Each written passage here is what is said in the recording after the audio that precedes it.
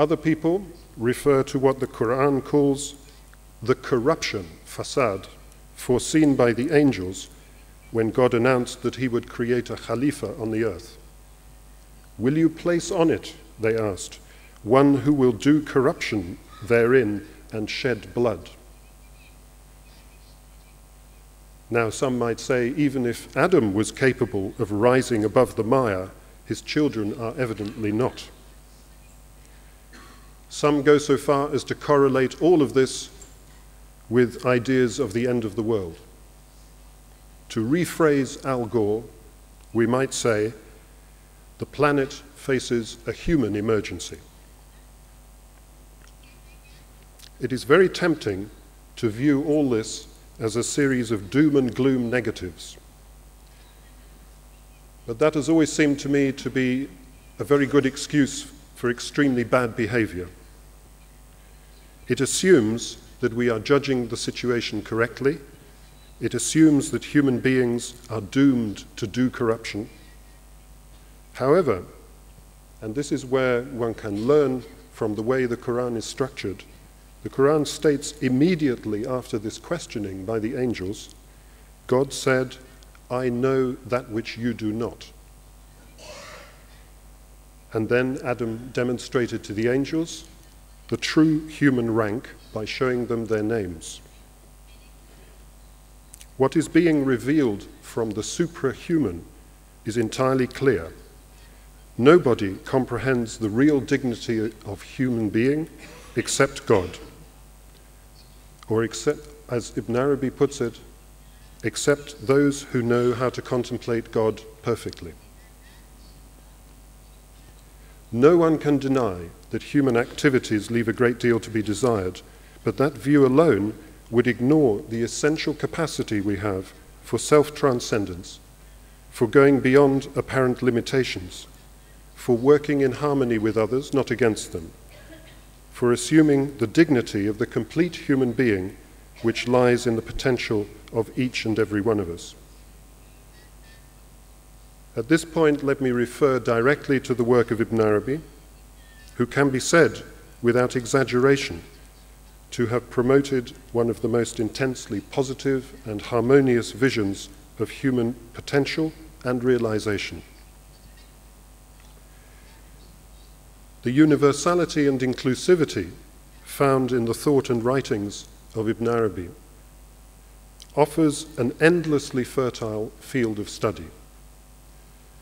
This is not only true for the specialist scholar and academic, but equally promises a rich cultural and civil reward for societies and individuals anywhere in the world.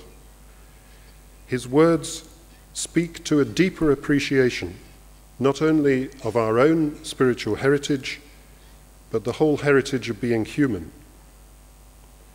Beyond even the vast scope of the Abrahamic tradition, there is no culture and no form of belief to which he cannot speak, since he stresses four fundamental things.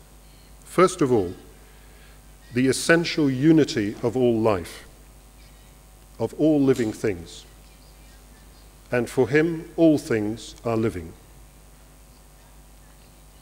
Secondly, the highest possible rank of the true human being, irrespective of gender, class, or nation, or any other description. Thirdly, the ultimate supremacy of divine mercy and infinite compassion at every level. And finally, and perhaps most importantly in some ways, it needs to be stressed, he speaks of an infinite number of different perspectives and viewpoints being included within unity. Unity means fullest expression and differentiation.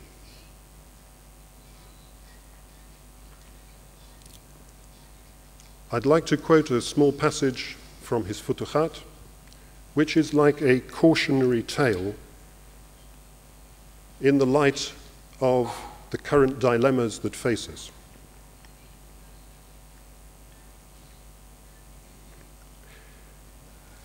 I once met one of the wandering pilgrims on the sea coast between Marsa Lakit and the lighthouse. This is just outside Tunis. The man told me that on the same spot he had come across one of the saints, one of the Abdal, walking upon the waves of the sea. And then the man recounts the story. I greeted him, and he returned my greeting. This was a time of great injustice and oppression in the country, so I asked him what he thought of all the injustices that were happening in the land. He glared at me angrily and said, "What is that to you or any of God's servants? Don't speak of anything except that which is good. May God grant you help and accept your apology for that." At first sight, a typical quietist, saintly viewpoint. Forget the world. Disengage from worldly realities. Don't look at the terrible things which people are doing. Concentrate on the reality behind all phenomena. However, there is far more to it. As Ibn Arabi observes, lacks, defects, impurities are matters of accident. They don't belong to the real us. What is essential, what is pure. In the final chapter of his Futuhat, the first piece of advice which Ibn Arabi gives to all people is as follows. Think only good of God in every state. Never think ill of him.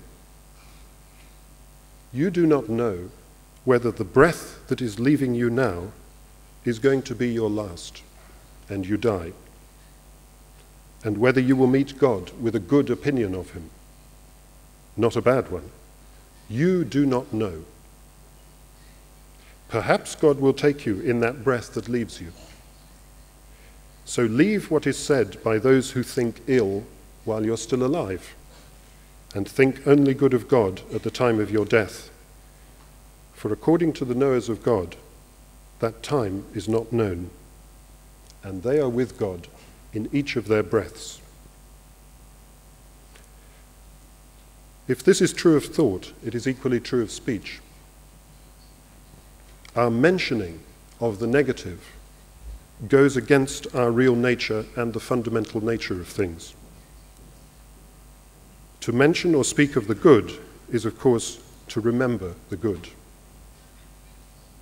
To mention God is to remember that he is the one reality that exists, apart from which there is no other.